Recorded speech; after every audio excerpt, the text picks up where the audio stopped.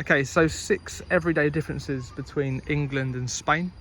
I'm currently in Spain, in the outskirts of Valencia, in a park. And I've spent a lot of time in Spain because I have a Spanish spouse and child now. So I've spent months and months at a time living and working online out here as well. So quite qualified, I think, in giving my little assessment here. This is meant to be neither positive or negative. It's just differences that I've noticed in the everyday life that you may not pick up from just visiting, you know, like a tourist place. So this video might be for someone who's thinking of moving to Spain or wanted to spend an extended time here, maybe an American tourist wanted to come out here for a longer period because of the sort of traveling. So anyway, let's dive in. Okay, the first one, while I look at this lovely orange tree, is personal space. So in Spain, I would say personal space is, your kind of radius is smaller than it is in England. People kind of bump into you a little bit more, they get in the way. There's just not that awareness to move out the way as much. It's not like extreme like it has been, like it is in China. I've been to China and Japan, especially China. But it's certainly, people just get a bit more close. But in a more positive way, it's quite nice because people, there's not that fear of each other. So like for example, like I walk around like with a pram and a baby, and the women will just come up to me and put their hand on my arm and say, "Oh, he's a beautiful baby," and you know, in Spanish. Like in England you don't get that as much, maybe the older generation, but generally speaking in cities people are much more afraid of each other and things like that. So I think personal space, you're a bit more close, so it's a bit jarring sometimes, like if you're crossing the road and the car like almost runs you over. But on the flip side, people generally are just not as afraid of each other as what they are in England. Next one is the drinking culture.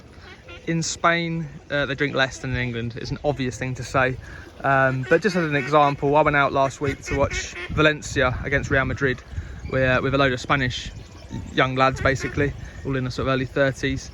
And like, I think only out of 6 of us, it was like me and one other actually drinking. The rest were drinking Coke. And I was a little bit like, oh, well, you know, I was kind of excited for like a bit of a, you know, like an English style, go out and have a few beers and watch the football. That doesn't really happen here. I was in a bar once as well for the Champions League final in northern Spain, a place called Jaca. And there was loads of Spanish drinking, obviously, like during the game. And then at the end of the game, everyone switched to coffees. Like a big gang of blokes, like all like loud and drinking first of all. They all switched to coffees. So it's just a different culture. But it's also strange because beer and wine and alcohol is so cheap out here. You can get a lovely bottle of wine for like 2-3 euros in the shops. A bottle of beer in a bar is like the equivalent of like about £1, you know, especially in where I spend most of my time, in the suburbs. So drink culture is totally different. It's not as buzzy, I'd say, as in England, but we always go to excess. So pros and cons to it really, but probably overall it's more balanced, it's more healthy. You don't see as many drunk people at all. The next one is attitude to risk or health and safety. It's completely different in Spain. In England, it's a huge industry now, really, health and safety. Not the same culture here. As an example, there's currently a fiesta on, which is pretty standard in Spain, called Fallas, which is all about like sort of fireworks and blowing things up, basically. But that you walk around the park now in Valencia, and you'll find like 9-year-old, 10-year-old kids letting off fireworks, and it's completely normal. Or in play parks, just throwing these little things around. And I'm not talking snappers like we have in England. I'm talking like with a fuse and bang.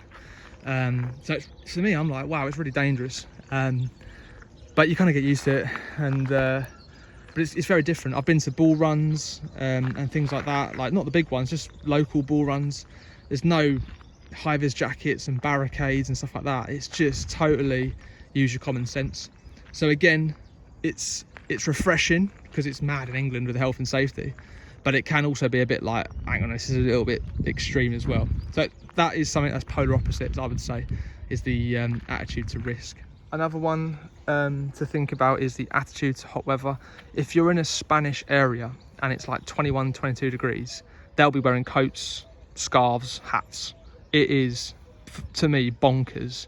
I'm right now wearing shorts and t-shirt, everyone's looking at me like I'm mental, absolutely mental. Like, maybe it's not just that, maybe it's something else, but it is also because like I'm wearing shorts and t-shirt. Nobody else is.